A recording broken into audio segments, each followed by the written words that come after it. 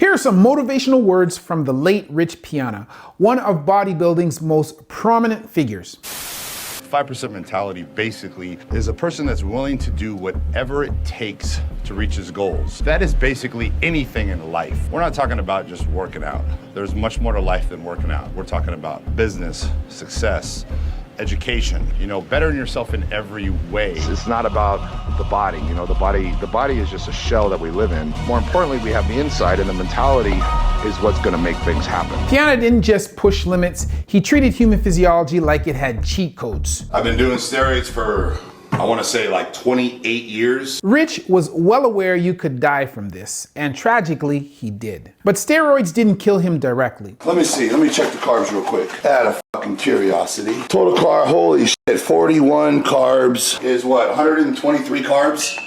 Okay, a little over the carb limit.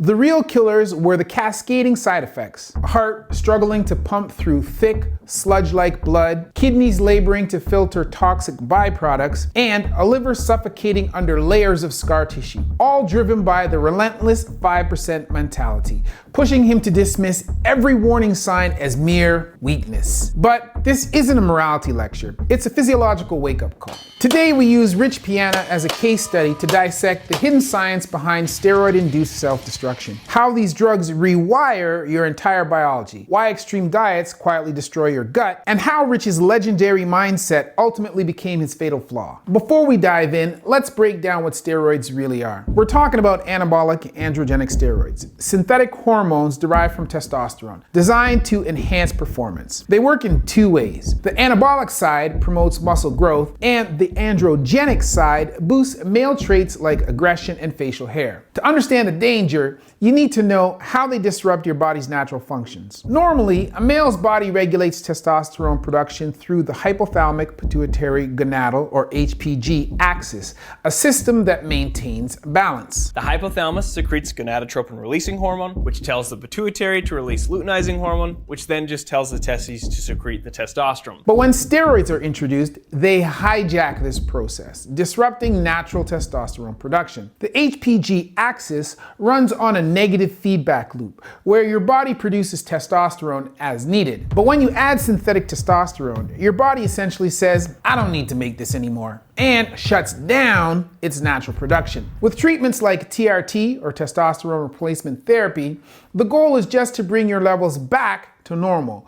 But with steroids, you're cranking up testosterone to superhuman levels, bro. So in these super physiologic cases, where we are going beyond the normal levels, it's no wonder that we have side effects and even potentially dangerous consequences. We've done many videos on steroids, testosterone, and manhood, but this video is more about the extreme bodybuilding lifestyle, so we're gonna stay on the topic of gains. So here's where things get wild. Normally, testosterone floats through your blood, occasionally docking at muscle cells to whisper, grow a little. But steroids, they overstuff those receivers like a broken fire hose, flooding cells with nonstop grow signals 24/7. It's like replacing your mailman with 1,000 spam emails all screaming, urgent, build muscle now, bro. And your muscles, they have no choice but to obey. Your body then treats that exogenous testosterone in the same way as if it were your body's own testosterone. The testosterone enters your cells and binds to what's known as androgen receptors. From there, it binds to the nucleus of the cell and attaches to the DNA. This spam attack does two terrifying things. First,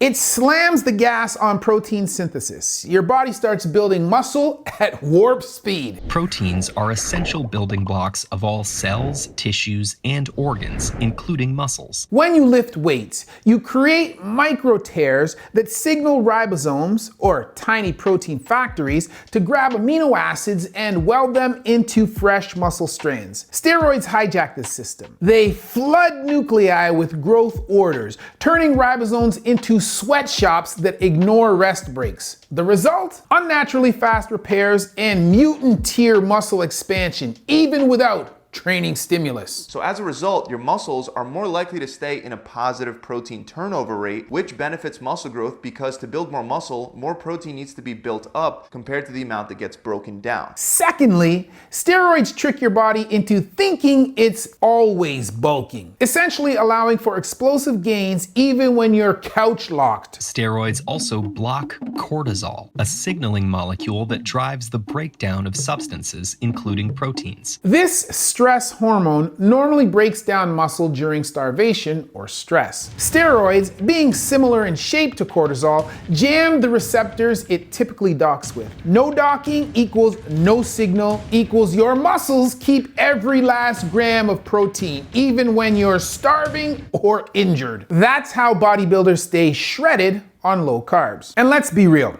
steroids work. They're effective. Steroids? I think it's a good thing. Want to bench press a fridge? Done. Recover from workouts like Wolverine? Easy. For athletes chasing the ultimate physique, it's hard to ignore the allure. Results that regular training can't usually match. Don't get me wrong. Most steroid users, including bodybuilders like Rich, are also putting in serious work at the gym. Serious work. The more you put in, the more you get out.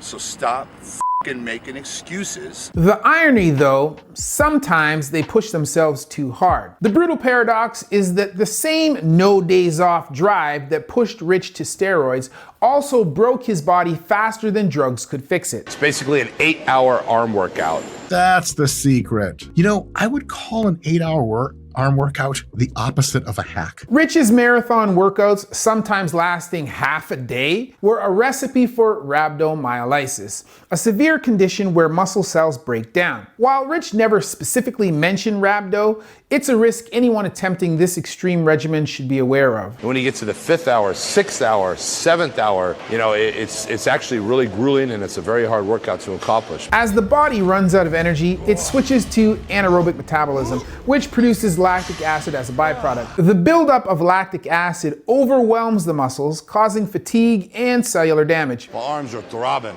They're like numb. The pump is almost gone. It's just numbness, aching. At this rate, it's not just exhaustion, it's full body crisis, and the fallout can be toxic, like literally. Basically, your body damages its own muscles so much that it makes a go, no go decision on like, is this salvageable? That means eject them into the bloodstream where they f up your blood vessels and then they go f up your kidneys and then you pee an interesting shade of blackish red. At this level of damage, myoglobin, a protein that's normally confined to muscles, leaks into the bloodstream. This is dangerous because myoglobin is so abrasive it literally scrapes away kidney tissue. That rust-colored urine you might hear about, it's not just a warning sign, it's a sign of nephrotoxicity happening right there and then. Can you say kidney killer? That if you damage your muscles enough, the resources used to heal them and make them bigger are now just poured into healing them because the damage is so extreme, you kind of can't afford to improve them. But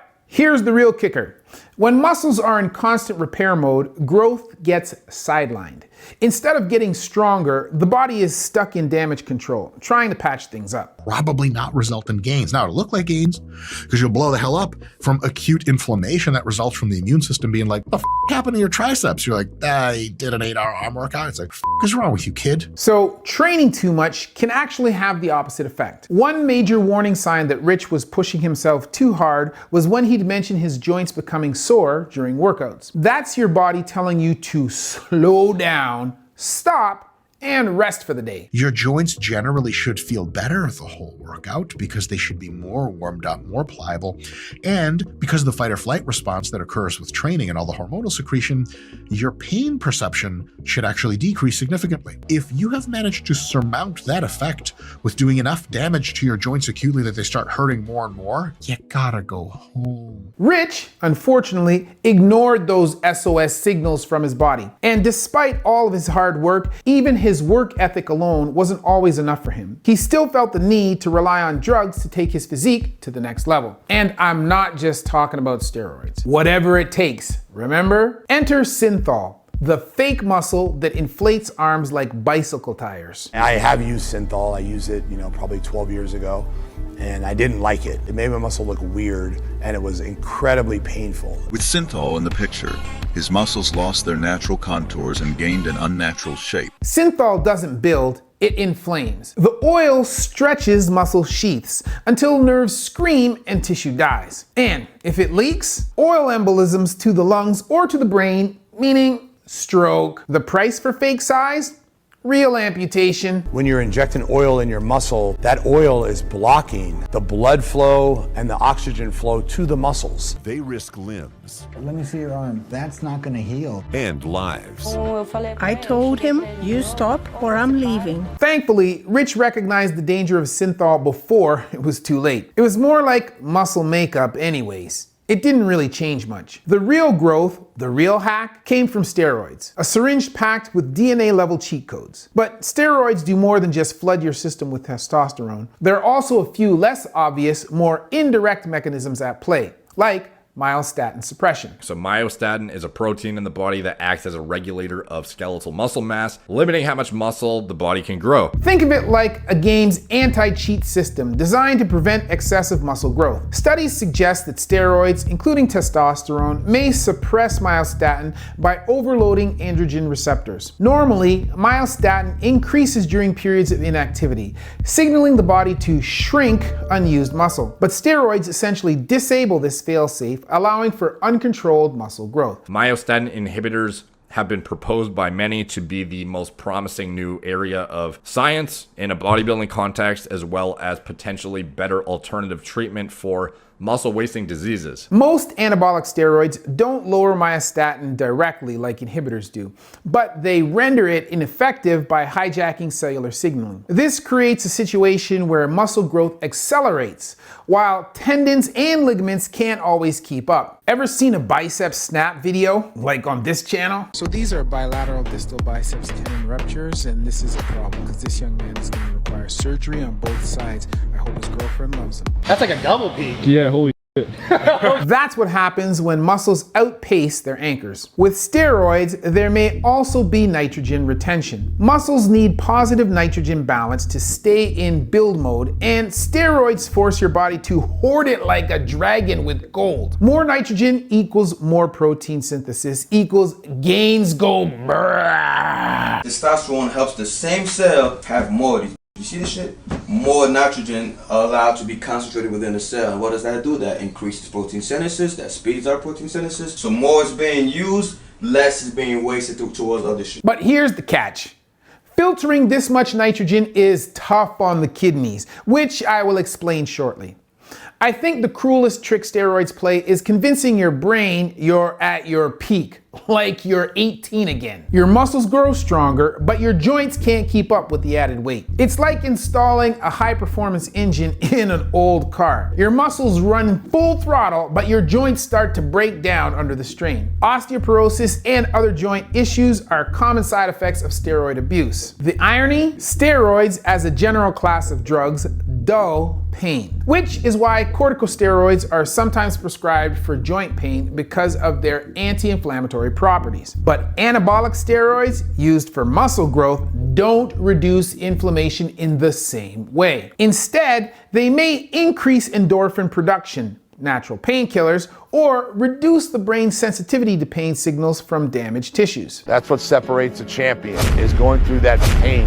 That's what will make you grow. In this case, quite literally. But anabolics don't really treat the problem, they mask it. This is why Rich could overtrain without noticing the damage, ignoring warning signs and pushing through. It's also why some bodybuilders end up looking massive, but with the joints of an 80-year-old. I went heavy, as I've discussed before. I never thought about repercussions. I see guys in the gym in their 20s and mid-20s, maybe 30s, going extremely heavy, not doing exercises properly, and they're going to kill themselves. I mean, they're really going to kill themselves. Many tell me that that their shoulders hurt, they can't move it, their lower back is strained, they got a bad knee, and these are the main complaints. So steroids aren't a free upgrade. They're a payday loan with compound interest. The gains hit fast, but the real cost? Organ stress, mental chaos, and a body pushed decades past its expiration date. You know, if you're taking steroids and you continue to take them, becomes a point where they no longer work.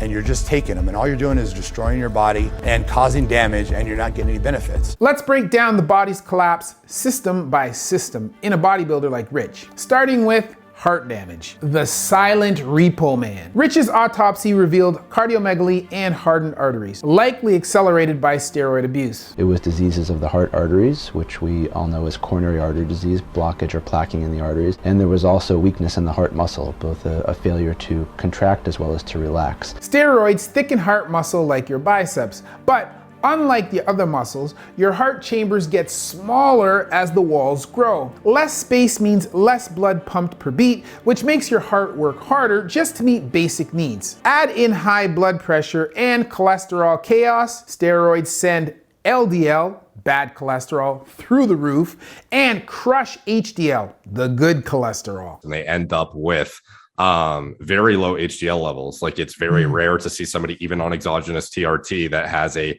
HDL over 50. Certain steroids that are much more powerful than testosterone can really ruin your lipid profile. Result? Arteries clog like grease-filled pipes, starving your heart of oxygen, leaving a 30-year-old bodybuilder with the cardiovascular system of a chain smoker. The best data that we have are autopsy studies.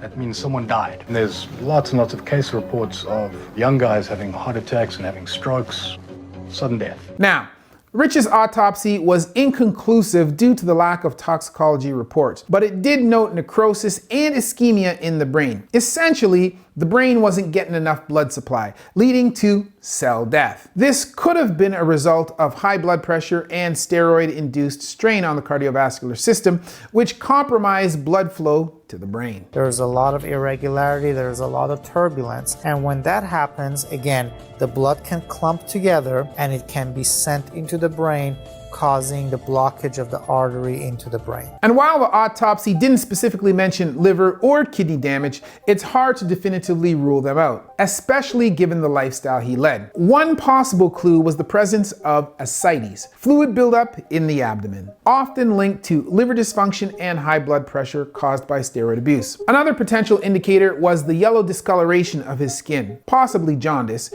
which is commonly associated with liver damage. So, next up, let's dive into the toxin debt spiral affecting these critical organs. First, your liver's job is to process toxins and break down substances in the body. Basically, it's a detoxifier. But steroids overload this system. Making your liver work harder increases the blood-liver enzymes. Steroid use and liver function.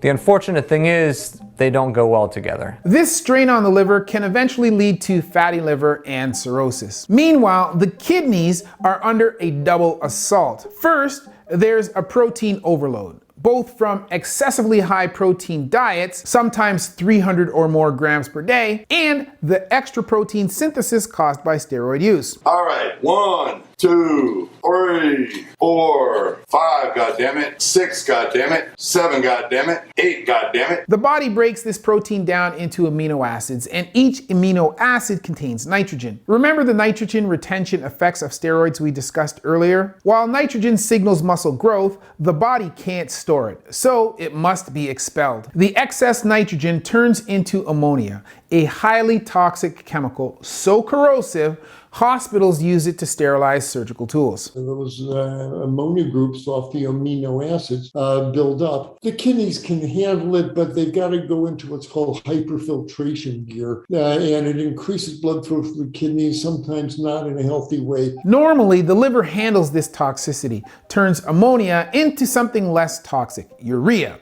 which the kidneys filter out. But with so much extra protein, the liver can't keep up with the conversion process. As a result, more ammonia is left in the bloodstream, which the kidneys now have to handle directly, putting them under extreme stress. When your urine smells like ammonia, when you have that very loud and potent ammonia-like smell when you urinate, that definitely could be a sign that your kidneys aren't properly filtering. On top of filtering waste, the kidneys perform a delicate balancing act, filtering waste while regulating critical electrolytes. Sodium for fluid balance, potassium for heart and nerve function, and chloride for pH control. Steroids disrupt this process, overwhelming the kidneys and disturbing aldosterone, the hormone that helps the kidneys manage these electrolytes. Elevated aldosterone levels cause sodium retention, leading to water retention and the dreaded bloat that bodybuilders often try to avoid. This is why many bodybuilders in preparation for competition resort to drinking distilled water, thinking it will flush out excess sodium and give them a more defined look. That sodium is what gives you that bloated look, and it can actually sometimes look like fat. But by drinking that distilled water, what it's going to do is it's going to help flush that out, and it's going to help give you a harder look. Distilled water lacks crucial electrolytes like sodium and potassium. So while these dehydration rituals may benefit a bodybuilder's appearance in the short term,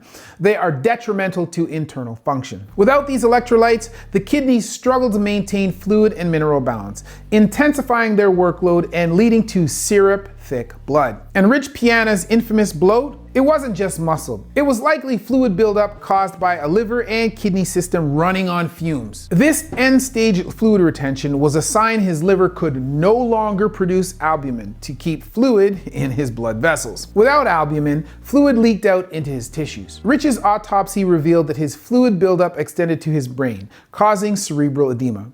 Meanwhile, his kidneys likely struggled to excrete excess water, worsening the condition. So anyway, we got the results back, and nothing wrong with my kidneys, man. Not a damn thing wrong, except we figured out that morning that I passed a kidney stone. Regardless of if Rich had significant kidney issues at the time of filming that video, autopsies and case studies of bodybuilders show the brutal toll of chronic steroid use on both kidneys and liver. Blood markers often spike, with AST and ALT levels, liver enzymes released during cell damage, rising significantly. And not only are the body's vital filtration systems affected, but as electrolyte levels begin to seesaw dangerously, other systems like the nervous and cardiovascular are impacted as well. Blood sodium becomes diluted, leading to hyponatremia, a condition that disrupts cellular function, causing symptoms like confusion, seizures, and in severe cases, coma or death. At the same time, steroid-induced potassium crashes leave the heart vulnerable to lethal arrhythmias, erratic rhythms that could flatline at any moment. The heart should normally be in rhythm, and when it's not in rhythm, you can have a lot of issues with pooling blood and clotting, and you really need all of the electrolytes in the right balances for everything to work. And like electrolyte levels, there are other biochemical markers that are typically well balanced in a normal person, not someone pushing their body to extremes that can become erratic on steroids. Aside from a bodybuilder's wild eating habits, which, believe me, we'll get to shortly, steroids alone, due to their cortisol blocking effects, directly impact blood sugar regulation. Think of cortisol as metabolism's emergency brake. Without its stabilizing grip, your body becomes more vulnerable to blood sugar fluctuations. At the same time, steroids hijack insulin signals, forcing muscle cells to absorb more glucose than they normally would. This boosts muscle growth in the short term, but over time it leads to insulin resistance, where the body struggles to manage blood sugar, setting the stage for metabolic problems. And while all that damage is happening in his body, the immune system, the body's defense against infection and key to healing, takes a hit as well. Cortisol also plays a crucial role in regulating inflammation and immune response. So when it's suppressed, the body's ability to fight infections is severely compromised. Both testosterone and anabolic androgenic steroids adversely affect the immune system and leukocyte growth and activity, as well as antibody and cytokine production, especially at supraphysiological dosages. This leaves steroid users like Rich particularly vulnerable to infections like bronchopneumonia, which was found in his autopsy. Bronchopneumonia basically causes inflammation in the lungs and the bronchioles. Remember, anabolic steroids do not share the anti-inflammatory properties of their corticosteroid cousins. Steroid users actually double their risk compared to non-users from steroid use, and constantly injecting into the skin isn't the most sanitary practice either. Overall, this weakened immune system makes it harder for the body to respond properly to the damage it's taking on multiple fronts. So it turns out cortisol, the same stress hormone people often try to reduce, actually helps keep the body in check. But alas, steroids burst in like the Kool-Aid Man to obliterate these boundaries, leading to another casualty of extreme bodybuilding: the gut. What do you think happens when you pair steroid-ravaged immunity with a diet that systematically shreds your intestinal lining? That's not just hardcore, that's digging your grave with a fork. And in the next section, you'll see exactly how. Let's talk about the diet that sabotaged him. Go onto my channel, you're gonna look, what's Rich Piana doing? I'm eating my 10th meal of the day. And you're gonna see me eating and you'll be like, if he can do it, I can do it. While steroids attacked Rich's organs directly, his 5% diet waged a slower, equally destructive war. Let's break down how his eating habits became a Trojan horse for systemic failure. You wanna do whatever it takes, what I call a 5%er, it's eating real food. Very first second of the day is about getting big. Egg whites and oatmeal, the breakfast of champions. Publicly, Rich preached a high-protein, high-carb, 6-meal-a-day regimen. Think 10 egg breakfasts and a pound of rice dinners. But privately, he admitted to fast food binges and dirty bulking whenever his appetite stalled. This wasn't just about calories, it was about forcing nutrients into a body already under strain. And what does extreme feasting actually do to a body?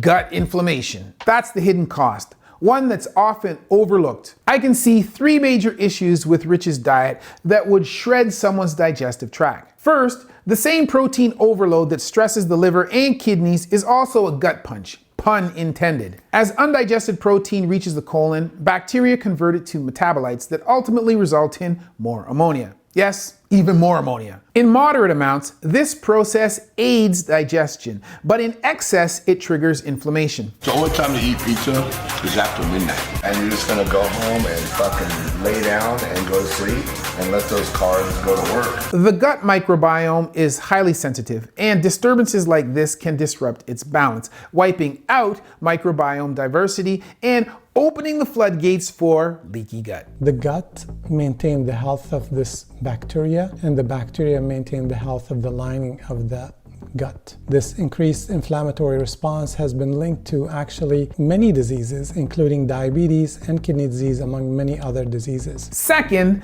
the sheer caloric bombardment. Plain old egg whites. No pepper, no cheese. Even clean 5,000 calorie meals forced Rich's digestive system, especially his gut, into overdrive. Gotta be honest with you, tastes like shit. With constant excess food intake, the gut struggled to maintain normal function, leading to oxidative stress. Like shit. A condition where harmful molecules called free radicals, in particular the reactive oxygen species, outnumber the body's protective antioxidants. A few factors that contribute to the accumulation of rows are chronic overnutrition, poor diet, alcohol consumption, inflammation, stress, cigarette smoke, and pollution. Oxidative stress damages the tight junctions between gut cells, essentially unzipping the intestinal lining. The result? A leaky gut that allows undigested food particles and toxins to leak into the bloodstream. So I'm gonna be a bloated mess tomorrow morning. And thirdly, processed food assaults. Those cheat meals packed seed oils and emulsifiers, chemicals proven to erode the gut lining. All of these factors combined are likely causing more harm than help. All right, are we gonna do Ben & Jerry's? We are. We are? Yeah. And while you may think, so what, your gut? That's where you'd be wrong. And everything that stands between you and everything you swallow and 100 trillion bacteria is one cell thick. Why are 80% of all your white blood cells there? Because quite frankly, they're waiting to get attacked by 100 trillion bacteria, not to mention worms, parasites, and viruses. And your white blood cells go, oh my gosh, we've been invaded. These are foreign, and we should not only attack them, try to eat them and kill them, we should go to threat level 5, sending out information to alert every other white blood cell that trouble is on the way. Arm yourself. A leaky gut can trigger a catastrophic chain reaction. Undigested food metabolites leak into the bloodstream, sparking an immune response that may mistakenly attack joints and organs. In a bodybuilder using steroids, which already suppress the immune system, this leaves the body vulnerable. Or worse, targets the wrong threats, all from extreme eating habits. While Rich's diet may help muscle, was it helping the rest of his body? That shit makes you go. Again, do not try this at home. I am a f***ing professional. This will kill you, kids, and I'm not joking. Rich's mantra, if you're not eating constantly, you're losing gains, ignores a basic truth.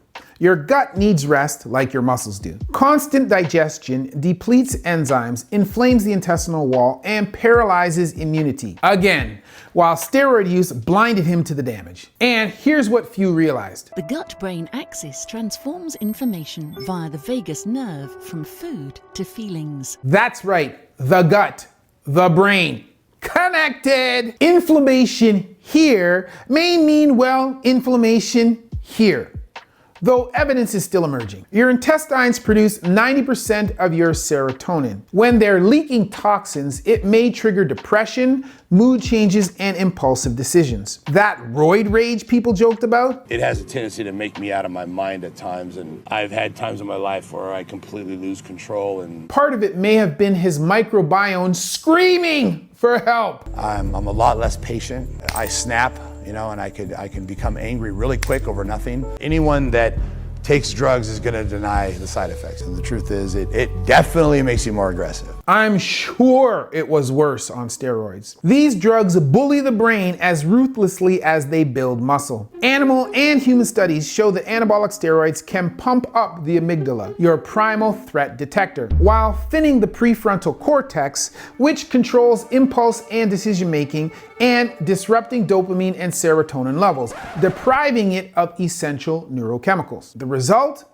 A mind stuck in a constant state of fight mode, bro. Hormones holding a knife to the nervous system. Then there's the depression and the crash. Here's the cruel twist. Since artificially high testosterone shuts down natural production, when cycles end, levels plummet below baseline, like slamming instantaneously from 100 miles an hour to reverse. The suicidal lows many bodybuilders mention aren't weakness. Rather, they're a sign of the body's stress system, known as the hypothalamus pituitary axis, begging for a reboot. Taking anabolic steroids can drastically affect depression and anxiety, and that's kind of why I wanted to also make this video, is to say how important it is to have a good mental state before you do any of this. If maybe your last cycle didn't go according to plan mentally, that you take a good off season to really learn yourself, learn to love yourself, as stupid as that sounds. This neurochemical chaos leaves zero room for self-trust. Steroids don't just distort muscles, they distort perception itself,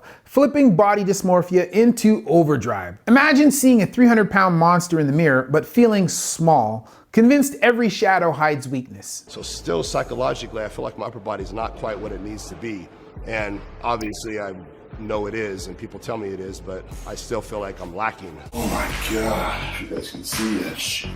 100 pumped. I haven't measured my arm in a little Oh, wow. This is anorexia in reverse, where never big enough replaces never thin enough. Social media pours gasoline onto that fire. When every scroll shows chemically enhanced monsters, even 24-inch arms feel inadequate. Was Rich's 5% mentality just the branding of a pathology? But I do feel a little bit of pressure to look a certain way. And, you know, that's hard because I shouldn't feel that way, but I do. I was actually raised, the outer shell is very important, you know, and that's not necessarily a good thing because, you know, it was more about looking good and, you know, looking at like these bodybuilders rather than getting a college education. The 5% mentality warped everything. Diet, training, pain tolerance. Steroids added chemical handcuffs to this obsession. For many bodybuilders, steroids become a one-way ticket, as quitting means years of hormonal repair while watching gains fade. That's not dedication, that's chemical hostage taking. Here's how. Number 1, dopamine surges. Every injection rewired the brain to equate needles with success. Number 2, withdrawal realities. Coming off meant not just lost muscle, but a brain stripped of artificial confidence. She says steroids make you feel and see things differently. You're not the same as you were on steroids as when you were off. Let's be clear, the rituals were addictive. Military-grade meal timing, punishing workouts, self-denial,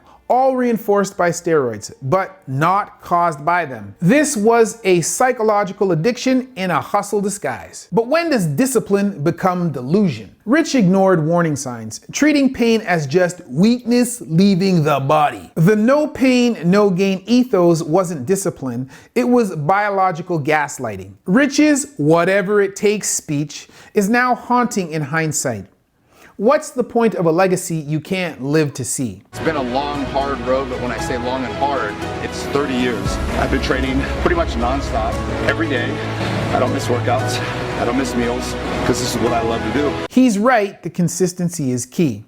But so is sustainability. You want the real 5% edge? Don't underestimate the importance of balance and the power of rest. Sleep is the OG anabolic. It repairs your body and restores your energy. And if you're gonna push the limits, test, don't guess. Basic blood work costs less than a month's protein powder. So make sure you're staying safe along the way. You've got to always keep moving forward. You can't let shit bring you down. We're gonna have our bumps in the road and we just gotta get up and keep moving forward, you know, and not let anything hold us back. Rich had plenty of positive motivation, but his body became a living lab for extreme physiology. In the end, his greatest strength, the relentless 5% mentality, became his Achilles heel. The real question? How far is too far? The line between legend and tragedy is thinner than a syringe's edge. Thanks for joining me in this discussion about the untimely passing of Rich Piana